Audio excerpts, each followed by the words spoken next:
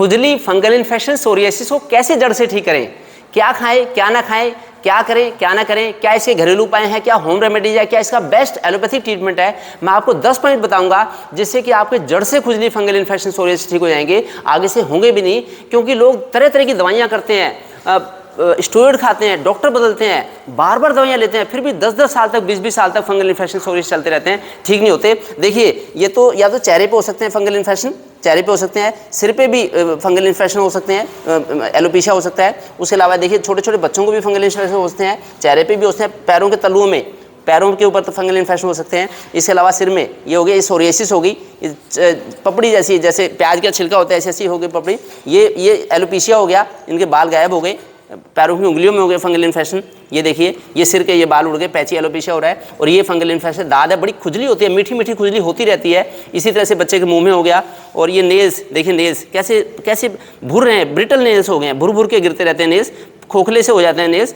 फिर मुंह में भी फंगल इन्फेक्शन हो सकते हैं, हाथों पे सोरियासिस ये हो गई और ये फंगल इन्फेक्शन है। इस तरह से ये देखिए, फिर प्राइवेट पार्ट्स पे होते हैं, बच्चों के भी होते हैं, रैशे होते हैं जो डायपर रैशे होते हैं। और ये उंगलियों के बीच में इंटरट्राइको ये हो जाती है। और फिर एड़ी में ये हो गए फंगल इन्फेक्शन। फिर ऐसे जगह जगह से फंगल इन्फेक्शन होते हैं, बड़ी खुजली होती है, बड़े परेशान होते हैं लोग, तरह तरह की दवाइयाँ करते हैं लेकिन ठीक नहीं होते। क्या इसके 10 पॉइंट हैं। एक MBBS MD डॉक्टर होने के नाते मैं आपको बताता हूँ क्यों फंगल इन्फेक्शन ठीक नहीं होते और कैसे ठीक हो सकते हैं। आगे से कभी भी नहीं होंगे, पूरे देश को फंगल मुक्त बनाना है और ये तभी हो सकता है जबकि ये 10 पॉइंट फॉलो करेंगे। देखिए सबसे पहला पॉइंट है कि क्या ना खाएं। क्यों होते हैं फंगल इन्फेक्शन? जब गलत चीज़ खाते हैं लोग तब फंगल इन्फेक्शन होते हैं। ये देखिए, एक तो 4 वाइट पॉइजन्स, ज़्यादा चीनी, ज़्यादा नमक, ज़्यादा मैदा, ट्रांसफैट, ये फंगल इन्फेक्शन का कारण है। और प्रिजर्व फूड, जो बासी भोजन खाएंगे, जो बाजार का बना हुआ खाना है, ये फंगल इन्फेक्शन का कारण है। इन चीज़ों से बचना पड़ेगा, केवल ताज़ा ही खाना खाना पड़ेगा। जहाँ हमने ज़्यादा खाना खाया, बार बार खाना खाया, गलत खाना खाया, वो फंगल इन्फेक्शन का कारण है। कोई भी बासी चीज़ कभी ना खाएं। और फिर क्या खाएं? एक तो ताज़ा कड़वा कसेला भोजन खाएं। अगर हम ज़्यादा नमक खाएंगे, मीठा खाएंगे तो फंगल इन्फेक्शन होंगे, कड़वा कसेला भोजन खाएंगे तो फंगल इन्फेक्शन होंगे नहीं। ये ध्यान रखें एक एक चीज़ का। फिर मैं आपको बताता हूँ किस चीज़ से और क्या फ़ायदा मिलेगा हमें, क्या क्या जड़ी बूटियाँ, मैं ये भी बताऊँगा आपको। ये देखिए, जो कड़वा खाना है, जैसे नीम है, कड़वा नीम जो खा सकता है तो कड़वा नीम की थोड़ी सी पत्ती चबा लें सुबह, वो फंगल इन्फेक्शन से बचाएगा। साथ में थोड़ी सी हल्दी भी ले सकते हैं, ये देखिए इससे फ़ायदा होगा। जो कड़वा नीम ना खा सके वो मीठे नीम की पत्ती चबा सकते हैं। मीठे नीम तो बड़ा ही अच्छा होता है, टेस्टी होता है, ऐसे खा लेंगे तो आराम से ले सकते हैं हम। उसके अलावा सहजन जो मोरिंगा है, ये भी हमें फंगल इन्फेक्शन से बचाती है, इसका भी फायदा हो सकता है। इसी तरह से बेलपत्र के पत्ते और बेल पत्थर, इटसेल्फ बेल पत्थर भी हमें फंगल इन्फेक्शन से बचाता है। नींबू और शहद भी ले सकते हैं हम, सुबह उठ के नींबू और शहद ले लेंगे, ये भी हमारे खून को शुद्ध करेगा। ये सहजन देखिए कितनी अच्छी सहजन है, सहजन का फायदा होगा। फिर शीशम, शीशम भी शरीर को ठंडा करती है, हमारे पित्त को शांत करती है। जब भी पित्त बढ़ेगा तब भी फंगल इन्फेक्शन होते हैं। सहजन पित्त को शांत करते हैं, बेलपत्थर भी पित्त को शांत करता है। और आंवला, आंवला भी दुनिया का सबसे अच्छा एंटीऑक्सीडेंट है, वर्ल्ड का नंबर 1 एंटीऑक्सीडेंट आंवला है। फिर एलोवेरा, एलोवेरा का देखिए जो जेल, वैसे बाजार से भी जेल आती है और ये एलोवेरा का पौधा है। देखिए एलोवेरा का पौधा घर पे लगा सकते हैं। एलोवेरा का ऐसे पल्प काट के इसको छील के साइड से ऐसे छील लिया हमने, और फिर जो गूदा है इसको लगा भी सकते हैं हम, ऐसे ऐसे लगा लें और खा भी सकते हैं, इसका पल्प खा लें। जब डॉक्टर इंजेक्शन लगाता है तो क्या इंजेक्शन मीठा तो नहीं होता, इंजेक्शन भी कड़वा होता है। इसी तरह से अगर हम कसैली चीज़ खा के निरोगी रह सकते हैं, फंगल इन्फेक्शन से बच सकते हैं, तो क्यों ना करें। इसी तरह से अगर किसी का वजन ज़्यादा है, वजन ज़्यादा है तो मेदोहरवटी और त्रिफला गूगलवटी, ये 2 दवाइयाँ भी ले ले सुबह शाम, डॉक्टर की सलाह में देख रेख में रख के ले सकते हैं, मेदोहरवटी और त्रिफला गूगलवटी, तो इनसे फ़ायदा होगा। और अदरवाइज अगर किसी को कब्ज है तो कब्ज भी फंगल इन्फेक्शन को बढ़ावा देता है, सोरियासिस को बढ़ावा देता है। कब्ज है तो ये हरड़ मुरब्बा ले सकते हैं। बाकी सुबह फिजिकल एक्टिविटीज रखें। नमक जो प्लेन नमक है, सादा नमक के बदले में केवल ये सिंधा नमक का उपयोग करेंगे तो ज़्यादा अच्छा रहेगा, इसका उपयोग कर लें। शिकाकाई का भी उपयोग कर सकते हैं जिससे कि स्किन हमारी हेल्दी रहे। बादाम लोगों का उपयोग कर सकते हैं। गंगा जल, नहाने के पानी में गंगा जल डाल के जरूर नहाएं। गुड़गांव में, हरियाणा में गुड़गांव में सुहाना एक जगह है जहाँ पे एक ऐसा एक तालाब है, तीर्थ है, जहाँ पे लोग नहा के निहाल हो जाते हैं क्योंकि उस पानी में सल्फर होता है, सल्फर। इसी तरह से गंगा जल में भी सल्फर होता है, ये भी हमें हमारे शरीर को शुद्ध कर देता है और फंगस से बचाता है, इसलिए इसका भी उपयोग करें। हल्दी का भी उपयोग कर लें, बाकी सिंधा नमक का उपयोग कर लें। फिर शिकाकाई, ये इसका रीठ, इसका भी फ़ायदा उठाएं, रीठे का भी फ़ायदा उठाएं। बाकी दालचीनी जैसे, ये भी हमारे रक्त को शुद्ध करती है, फंगस को बढ़ावा नहीं देती। चिरायते का काढ़ा बना के ले सकते हैं, ये चिरायता है, चिरायते का काढ़ा बना के ले सकते हैं। जो लोग लहसुन यूज़ करते हैं लहसुन का उपयोग कर सकते हैं। अलसी हमें ओमेगा 3 देता है जिससे कि हमारी स्किन की हेल्थ अच्छी रहती है, अलसी का उपयोग कर लें। लहसुन का उपयोग कर सकते हैं।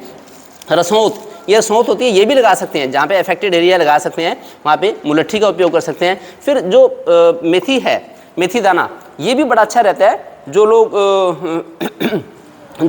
इसके आधी चम्मच भिगो के, आधी चम्मच सुबह भिगो दी मेथी हमने, शाम के खाने के बाद ले सकते हैं, शाम को भी भिगोई, सुबह के खाने के बाद ले सकते हैं, ये हमारी शरीर की रक्षा करेंगी। बेलपत्थर की कैंडी भी आती है, वो भी यूज़ कर सकते हैं, और ये आंवला का भी उपयोग कर सकते हैं। फिर समय समय पे इसका एलोवेरा का जूस भी ले सकते हैं हम, आंवले का जूस भी ले सकते हैं, सुबह उठते हैं जैसे पानी पिया। फिर ताज़े खाने की जहाँ तक बात है, अगर ये संभव है कि आटा चक्की घर पे हम ले आएँ या फिर ताज़ा ही आटे का उपयोग करें, कम से कम 1 हफ्ते से पुराना तो आटा नहीं होना चाहिए। अगर 1 हफ्ते से भी ज़्यादा पुराना आटा होगा फिर तो हमें फंगल इन्फेक्शन होने के चांस बहुत ज़्यादा बढ़ जाएंगे।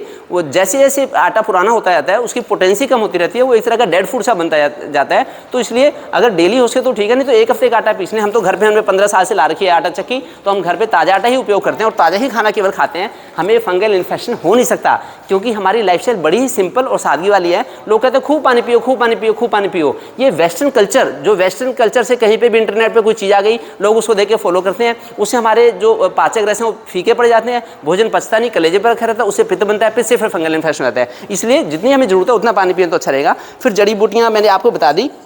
इसी तरह से गिलोय है, गिलोय भी हमारे शरीर को शुद्ध करती है, डिटॉक्स करती है। दुनिया की सबसे अच्छी इम्यूनिटी बिल्डर है गिलोय, इसका पूरा फायदा उठाएं, ये भी ध्यान रखें। अब मैं आपको बताता हूँ चौथा पॉइंट। चौथा पॉइंट है कि हमें कैसे कपड़े पहनने चाहिए जिससे कि हमें फंगल इन्फेक्शन ना हो। कपड़े बहुत बड़ा पार्ट है जो फंगल इन्फेक्शन को बढ़ावा देता है। जहाँ लोग वी शेप की पैंटी पहनते हैं, सिंथेटिक कपड़े पहनते हैं, वो फंगल इन्फेक्शन को बढ़ावा देते हैं। ये सब पॉलीथीन है, एक तरह की पॉलीथीन है जो हमारे स्किन की हेल्थ को बेकार करती है, स्किन को वेंटिलेशन नहीं मिल पाता। इसके बदले में सूती कपड़े पहने। ये देखिए मेरा ये सूती लंगोट है, ये अंडर गारमेंट्स है मेरे, और ये मेरा सूती बनियान है, 20 ग्राम की बनियान है। कितने वायल के कपड़े की पतली बनियान है, समीज, इसे हरियाणा में समीज या कमरी कहते हैं। ये मैंने पहन रखी है, पापा पिछले 50 साल से ये यूज़ करते थे, मैं भी यूज़ करता हूँ।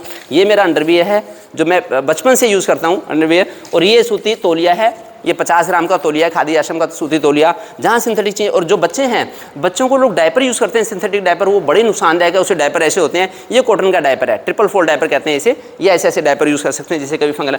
फिर मैं बताता हूँ जल्दी सोना जल्दी उठना, ये बड़ा कंपलसरी है फंगल इन्फेक्शन को ठीक करने के लिए। जहाँ लोग रात को 11-11, 12-12, 1-1 बजे तक जगते हैं, वो फंगल इन्फेक्शन कारण है। सुबह 5 बजे हर हालत में उठना पड़ेगा और ब्रह्मचर्य का पालन करेंगे तो अच्छा रहेगा, ऋतुचर्या अपनाएंगे। ये दुनिया का सबसे अच्छा हेल्थ कैलेंडर है कि किस ऋतु में क्या करना है, क्या नहीं करना है, क्या खाना क्या नहीं खाना, दिन में किसी हालत में ना सोएं। ऐसे अगर ऋतुचर्या का पालन करेंगे तो हमें फंगल इन्फेक्शन हो नहीं सकता। जो सुबह लेट सो के उठेगा उसको ही सोरियासिस के फंगल इन्फेक्शन के चांस बढ़ेंगे। फिर लोग एसी में सो जाते हैं। देखिए वेस्टर्न कल्चर इतनी हावी होती जा रही है कि एसी में रह के उनको फिर उनका शरीर टूटता है, उनकी नींदें नहीं खुलती सुबह। फिर कहते हैं डॉक्टर साहब से तो सुबह उठाने जाता, कोई दवाई बता दो। खाली दवाई से नहीं फंगल इन्फेक्शन ठीक होता। अब मैं आपको छठा पॉइंट बता रहा हूँ कि हमें अपना माइंडसेट ठीक करना होगा। अगर हमारा माइंडसेट ठीक रहेगा तब भी फंगल इन्फेक्शन ठीक होने के चांस बढ़ जाएंगे, नहीं तो फंगल इन्फेक्शन ठीक नहीं होते। समय समय पे हमें थोड़ा सा स्पिरिचुअलिटी के भी टाइम निकालना होगा। मैं तो समय समय पे हवन भी करता रहता हूँ जिससे कि घर शुद्ध होता है। 5-6 साल से मैं हवन कर रहा हूँ। बाकी अपने उसकी शुद्धि अगर करेंगे तो बड़ा अच्छा रहेगा, अर्थ की भी शुद्धि करें। और ये देखिए समय समय पे बुक पढ़ते रहें। ये दुनिया की सबसे अच्छी बुक है, दुनिया की सबसे अच्छी फिटनेस वाली बुक। मैंने इसके ऊपर स्पेशल वीडियो बनाई है कि क्या करें क्या ना करें, अगर इस चीज़ का हमें ध्यान रहे तो अच्छा रहेगा। जैसे कैलेंडर ये दुनिया का सबसे अच्छा फिटनेस कैलेंडर है, इसके ऊपर भी मैंने एक वीडियो बनाई है, इसी तरह से इस बुक के ऊपर बनाई है। और चरक संहिता आयुर्वेद में तो बताया है कि फंगल इन्फेक्शन पित्त के प्रकोप से होते हैं, हमारे गलत कर्मों का परिणाम है फंगल इन्फेक्शन। आयुर्वेद में फंगल इन्फेक्शन को दुनिया की सबसे लंबी चलने वाली बीमारी बताया है। तो ये हमारी जो स्किन है, हमारी स्किन हमारी बॉडी का सबसे बड़ा ऑर्गन है। हमारी स्किन की हेल्थ तभी अच्छी होगी जब हमारी बॉडी की ओवरऑल फिटनेस अच्छी होगी। अगर हम ओवरऑल फिटनेस का ध्यान रखेंगे फिर हमें फंगल इन्फेक्शन सोरियासिस हो ही नहीं सकते, ना इसके भी जो हो सकती है, ना आर्टिकेरिया हो सकता। तो इसलिए ये करें और समय समय पे महापुरुषों के सानिध्य में जाएँ तो अच्छा रहेगा। ये स्वामी विवेकानंद जी के गुरु, उनके कलीग हैं, ये स्वामी विवेकानंद है सामने, और ये स्वामी विवेकानंद के फ्रेंड हैं जो इनके साथ रहते थे। ये भी हमारे हॉस्पिटल में आए, ये हमारे हॉस्पिटल में आए और कह रहे कि बेटा आप बड़ा अच्छा काम कर रहे हो, भारतीय संस्कृति का प्रचार प्रसार कर रहे हो, अच्छी बात है। फिर स्वामी रामदेव जी भी हमारे हॉस्पिटल में आए।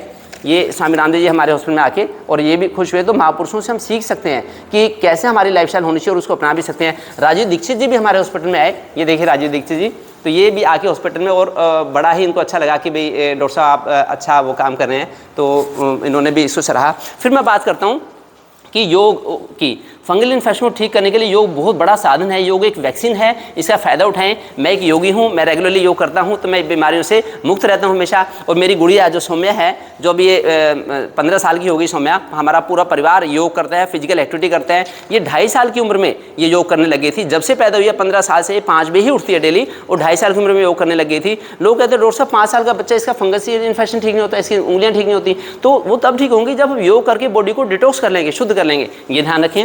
और स्वामी रामदेव जी तो योग लगातार करवा रहे हैं पिछले 20 सालों से, कई करोड़ लोगों को इन्होंने योग सिखा दिया, आप उसका फ़ायदा उठाएं। फिर मैं बात करता हूँ कि आउटडोर एक्टिविटी, मैं जब सुबह रनिंग के लिए जाता हूँ तो मुझे बड़ा अच्छा लगता है। जो सेना के जवान सेना में भर्ती होने के लिए जब यंगस्टर्स वहाँ पे रनिंग कर रहे होते हैं, मैं उनके साथ रनिंग करता हूँ, मुझे बड़ा अच्छा लगता है। मैं चाहता हूँ कि आप भी सुबह अर्ली मॉर्निंग में उठ के कम से कम 3-4 किलोमीटर की पहले सैर करना सीखें एक महीने के लिए, और 1 महीने के बाद 4 किलोमीटर की रनिंग करें। मुश्किल से 20 मिनट लगते हैं 4 किलोमीटर की रनिंग में। फंगल इन्फेक्शन हो ही नहीं सकता, बॉडी का वेंटिलेशन अच्छा हो जाता है, ऑक्सीजन का लेवल बढ़ जाता है, कार्बन डाइऑक्साइड वाश आउट हो जाती है, uric acid, urea, cholesterol, toxins body से निकल जाते हैं, तो उससे फायदा होता है। मेरे पापा बैठे हैं, पापा भी प्रतिदिन योग करते हैं। देखिए 90 साल की उम्र में पूरी तरह से हेल्दी है, फंगल इन्फेक्शन इनको हो नहीं सकता, क्योंकि डेली योग भी करते हैं। अभी भी सैर करके आए 4 किलोमीटर की, और सुबह भी 4 किलोमीटर की सैर करके आते हैं। इसी तरह से नहाने की जहाँ तक मैं बात करता हूँ, एक तो मालिश भी समय समय पे करते रहें, और फिर नहाने के लिए अगर उबटन का उपयोग करेंगे तो अच्छा रहेगा। ज़्यादा स्ट्रॉन्ग साबुन शैम्पू यूज़ ना करें। अगर ज़्यादा स्ट्रॉन्ग साबुन शैम्पू यूज़ करेंगे तो उस बॉडी का जो फायदेमंद बैक्टीरिया हैं वो बॉडी में से वॉश आउट हो जाते हैं, और फिर हमें फंगस घेरती है या सोरियासिस होती है। इसलिए सिंपल साबुनों का यूज़ करें। क्योंकि जब लोग गर्मियों में भी मोटे मोटे कोट पहनते हैं, गर्मियों में भी टाई लगाते हैं, चाहे जज हों, चाहे एडवोकेट हों, चाहे डॉक्टर्स हों, इंजीनियर हों, गर्मियों में भी काले काले कोट पहनते हैं, टाई लगाते हैं, जूते जराब पहन के रहते हैं। क्यों पहने जूते जराब? वेस्टर्न कल्चर को कब तक ढोएंगे हम? 70 साल हो गए भारत को आज़ाद हुए हुए, अभी भी लोग ऐसे पहनते हैं। फिर स्ट्रॉन्ग साबुन से नहाते हैं, उनके स्मेल आती है पसीने में से, फिर स्ट्रॉन्ग साबुन शैम्पू से नहाते हैं, उससे फिर नुकसान होता है। तो ऐसे या तो इससे नहा लें, या फिर जैसे जो गौशाला से आते हैं शैम्पू, जो गौमूत्र से बने हुए, पंचगव्य के बने होते हैं, उनका उपयोग कर सकते हैं। अब मैं बात करता हूँ एलोपैथिक ट्रीटमेंट की। कौन सी सबसे अच्छी दवाई है, कौन सी सबसे अच्छी क्रीम है फंगल इन्फेक्शन के लिए, कौन सी टैबलेट है फंगल इन्फेक्शन के लिए और सोरियासिस के लिए, मैं बताता हूँ। डॉक्टर को दिखा के दवाई लें और पूरा कोर्स करें। कभी भी गलती ना करें कि जरा से इन्फेक्शन ठीक हुआ और दवाई छोड़ दी। ये इस तरह की जो ऑइंटमेंट है और जो टैबलेट्स हैं, इनका पूरा कोर्स 2, 2.5, 3 महीने का करना होता है। सोरियासिस के लिए भी ये देखिए, और इधर फंगल इन्फेक्शन के लिए भी पूरा कोर्स करें, कभी भी अधूरा ना छोड़े, चाहे शैम्पू हो, चाहे टैबलेट हो या सिरप हो, उनको दिखाएं। नहीं तो क्योंकि दवाइयों का भी फिर हमारी बॉडी के ऑर्गन, एक एक ऑर्गन के ऊपर इफेक्ट पड़ता है कि बॉडी के ऑर्गन्स को इसका खामियाजा ना भुगतना पड़े। इसलिए डॉक्टर की सलाह से दवाई लें। लेकिन दवाई फ़ायदा तभी करेगी जब आप इन 10 पॉइंट्स को फॉलो करेंगे। इन 10 पॉइंट्स को फॉलो करें और जड़ से फंगल इन्फेक्शन सोरियासिस को दूर करें। और मैं तो हमेशा लाइव होते रहता हूँ। ये मेरा जो यूट्यूब चैनल है, इस पर बड़ी सारी वीडियोज़ है पूरी सभी स्किन डिसीज़ की, और सभी बीमारियों को, चाहे डायबिटीज़ हो, मोटापा हो, ब्लड प्रेशर हो, कैसे हम अपना खान पान, रहन सहन सुधार के ठीक कर सकते हैं, सारी आप सर्च करेंगे। बस केवल नाम बोल दें, constipation Jagdamba baby care doctor Manoj Mittal, तुरंत आपको वीडियो मिल जाएगी। मोटापा doctor Manoj Mittal Jagdamba baby care, ऐसे बोल देंगे तो आपको वीडियो मिल जाएगी, और आप उसको वीडियो को जड़ से ठीक कर सकते हैं बीमारी को।